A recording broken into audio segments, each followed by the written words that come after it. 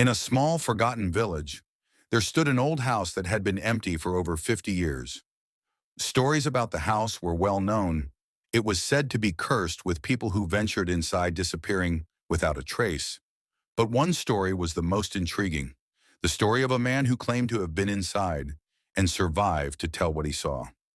One stormy night, as lightning shattered the sky and the rain poured down in torrents, a traveler arrived in the village.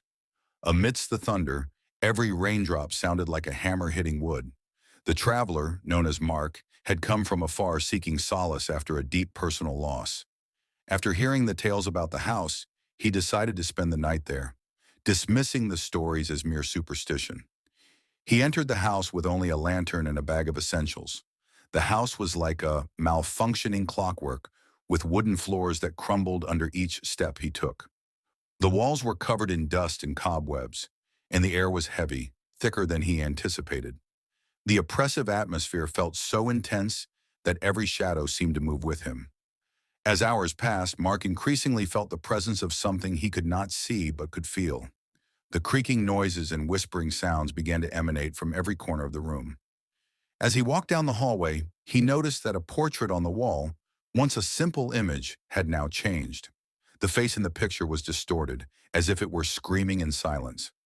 At one point, while sitting in the large living room, the lantern he carried began to flicker, and out of the darkness emerged a figure, small, shadowy, like an old man. The figure moved as if searching for something. Mark felt his heart racing but remained still. When the figure reached him, it whispered something in an ancient tongue. Mark could not understand the words but felt a deep, cold sadness. Suddenly, the figure vanished, and the lantern went out. Eventually, Mark left the house, but he couldn't shake the feeling of being followed. Returning to the village, everyone looked at him with expressions of terror. No one believed his tales, but it was clear. Those who heard his story knew the house's legends were true. Mark left the village and never returned home.